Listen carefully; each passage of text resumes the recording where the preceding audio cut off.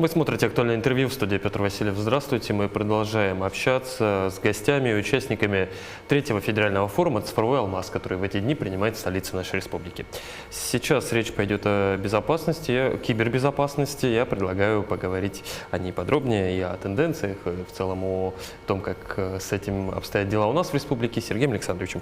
Сергей Александрович, добрый вечер уже. Добрый вечер. Как Якутия встретила? Я так понимаю, первый раз у нас. Первый раз в Якутии. Якутия встретила великолепно, солнце, вот, Марвелс, очень хорошо, очень приятно и очень дружеская, очень позитивная атмосфера. Прям замечательно. В первый раз и в Якутии, и на цифровом алмазе, соответственно. Первый раз и в Якутии, первый раз на цифровом алмазе, но, уверен, не последний, потому что сегодня начали, по сути, новую эру, открыли цифрового практического кибербеза, и уверен, что промежуточные результаты и конкретные результаты, да, будем подводить на следующем цифровом алмазе через год. Да. Уверен, что встретимся. Давайте про этого цифрового кибербеза поговорим. Что это такое? Что это за зверь, с чем его едят? Сегодня в рамках цифрового алмаза главой республики Айсен Сергеевичем, коллегами был открыт Центр противодействия кибератакам региональный, созданный на базе РЦИ. Соответственно, Центр будет заниматься мониторингом безопасности, реагированием для органов госвласти, для защиты систем республики и для системообразующих предприятий республики, соответственно, которые будут подключаться там последовательно. Да. На сегодняшний день подключено уже 3 таких больших предприятия. Пока это происходило в пилотном режиме, да, дальше будет наращиваться и компетенции, создаваться центр компетенций, прирастать сотрудниками, прирастать новыми сервисами в сфере информационной безопасности, новыми услугами, так как, конечно же, такой большой ЦПК, да, такой большой центр противодействия не может там расширяться бесконечно, то коллеги выбрали очень правильный подход через внедрение искусственного интеллекта, продуктов Positive Technology с искусственным интеллектом, которые помогут улучшить работу СОКа, да, которые автоматизируют ЦПК, которые позволят сократить количество, не так, неправильно, которые позволят минимизировать. Не минимизировать, которые позволят адекватным количеством сотрудников подключать все больше и больше предприятий, при этом без потери качества оказываемым услугам. Вот интересно очень мне, какой у него алгоритм действий, как он, собственно, работает, этот центр? Там сидят, что это, искусственный интеллект, или там сидят люди, которые отсеивают, так скажем, потенциальные угрозы? Да нет, давай об этом не будем говорить, потому что это такое... Хорошо, эта информация закрыта, я понимаю. А как пришли к тому, что нужно такое сотрудничество? Чья была инициатива? Мы Позитив много лет производим продукты как раз для автоматизации центров, да, и когда в республике дошли до необходимости создания такого центра, мы начали сотрудничать. Соответственно, наши продукты и продукты наших партнеров легли в основу Центра противодействия киберугрозам. Также коллеги сейчас в РЦИТе выстраивают бизнес-процессы, формируют новый каталог услуг, методики подключения предприятий к центру. Я предлагаю поговорить еще вернуться к тому, что мы начали все-таки с форума. 2 дня он будет идти, программа у вас более чем насыщенная, всех гостей и участников. Что еще ожидаете от форума? Есть еще одна очень важная активность, которую сегодня провели. Только что закончилась закрытая стратегическая сессия для органов власти и системообразующих предприятий, на которой по сути с бизнесом, да, и с функциями поговорили про недопустимые события для их компаний, для органов, для компаний, для функций.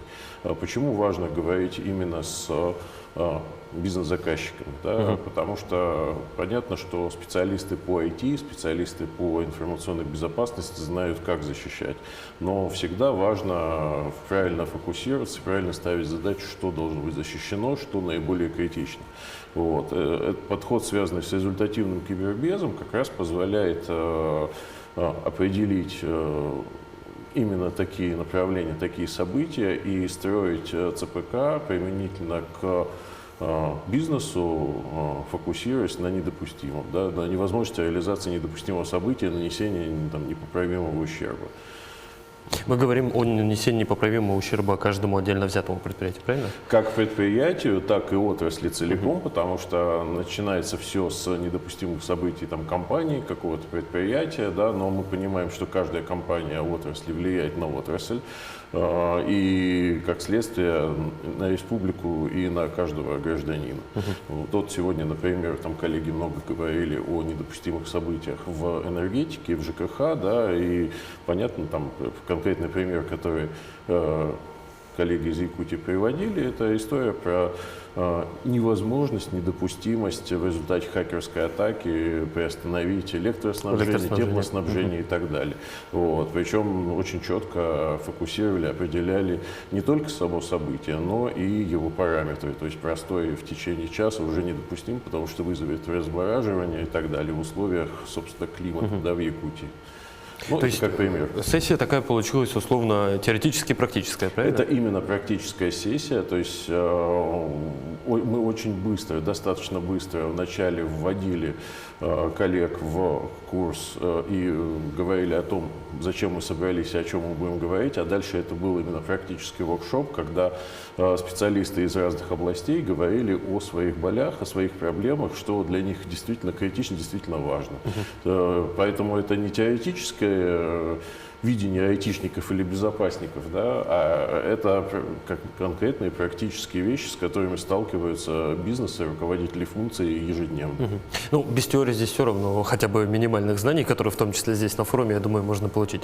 Сергей Александрович, а в чем, на ваш взгляд, вот как представителя компании, важна именно практическая часть? Практическое обсуждение с представителями компании сфер технологий здесь на местах?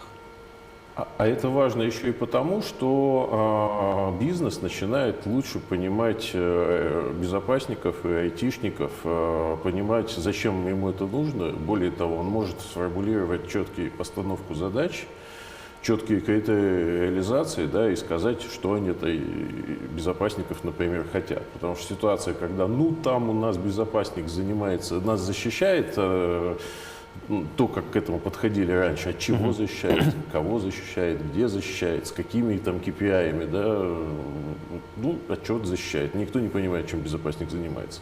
Вот такой практический диалог, и он позволяет как раз переводить с собачьего на русский, да, с технического, с безопасниковского, с ИБшного, айтишного на русский человеческий бизнесовый язык и находить вот эти точки соприкосновения. Более того, руководители, функциональные руководители бизнеса начинают понимать, чем же занимается IT&B на самом деле. То есть здесь этот вопрос вот непонимания между безопасниками и остальными организациями, насколько я понимаю, он был актуален и для большого бизнеса, и для малых предприятий, правильно? Или непонимание в случае непогружения, или невозможности сформулировать четко посыл и четко запрос в сторону IT&B. Вот. Ну, то есть раньше, вот, ну, как на мой обывательский сугубый взгляд, безопасники же были в каждой крупной компании. Сейчас везде очень по-разному. Где-то это были прямо там отделы, занимающиеся безопасностью, с квалификацией и так далее. Где-то это был там отдельно выделенный человек для галочки. Но требования поменялись. Требования поменяла и жизнь, требования поменяла нормативка, все верно. Но главное это здесь что? Что когда мы говорим про результативную практическую кибербезопасность, результативный кибербез, мы говорим о том, что... Вот да, какой результат должен быть у кибербеза все-таки главный? Понятное дело, что защищать от угроз извне. Но это же, так скажем, цель марафонца. Есть же какие-то спринтерские цели, которые можно ставить. Не только извне. Внутренний нарушитель в большинстве компаний это самая большая угроза. Правда? Да, да, конечно же. Поэтому там мало выгородить забор. Вот. Кроме всего прочего, там очень долго безопасностью занимались для галочки. То есть и были там формальные требования там, для государственных систем, там, региональных систем и так далее. То есть создаваемых на деньги бюджета есть требования аттестации соответствия требованиям информационной безопасности. Бесспорно, это важно и хорошо, но вот мы понимаем и знаем, что хакеры, они ничего не знают про аттестаты, они приходят и ломают.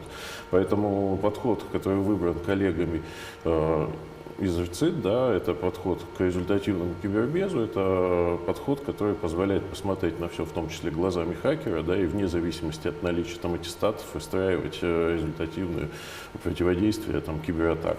Ну вот если с хакером не все понятно, это ситуация, когда человек влияет на те или иные процессы извне, здесь все предельно ясно, максимально, так скажем, мародерские действия, а как вот ведет себя человек, который хочет навредить изнутри? Не то чтобы я спрашиваю для практического применения, просто мне интересны какие-то условные методы защиты от внутреннего вредительства.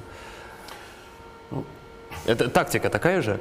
Ну, тактика такая же, но надо понимать, что внутри, у внутреннего нарушителя возможностей гораздо больше, потому что если внешнему там, хакеру, внешнему нарушителю надо еще попасть внутрь, там, пройти через все заслоны и так далее, то внутренний нарушитель уже обладает и доступами, и выданными ему полномочиями и так далее. Поэтому здесь и мониторинг действий, и аномальное поведение, и поведенческий анализ, и работа с доступом там, в те или иные, так скажем, вехи компании, да? И осмысленным, потому что ситуация, когда элементарная там, кибергигиена не соблюдается, и сотрудник просто имеет доступ вообще ко всему, да, это вот там, первая провокация, да, как самого нарушителя, так и внешнего хакера, который там, взломав условно там, или подобрав там, простой пароль, получив доступ от имени, да, сотрудника, обладающего доступом ко всему, ну, может делать все. В общем, здесь главный ключ к решению всех проблем – это цифровая безопасность. Сергей Александрович, как бы мы все-таки об этом не говорили. Давайте в заключение о том, что еще ждете от второго дня. Я понимаю, что сегодняшний день уже практически подходит к концу, в целом от цифрового алмаза. С какими ожиданиями сюда летели? Второй день это для меня, да, это день общения по итогам первого дня, это день установления связей, это день ответов на вопросы с нашей стороны, там, собственно, для того, чтобы в республике, да, мы и дальше там оказывали помощь, помогали, защищали. Ну и краткое подведение итогов и доклад главе республики, результатов там, стратегической сессии и планов на будущее. Ну, главные итоги, как вы сказали, я думаю, мы все-таки с вами встретимся и подведем через год. Спасибо, что нашли время и пришли к нам в студию. Спасибо вам. Это было актуальное интервью. До встречи.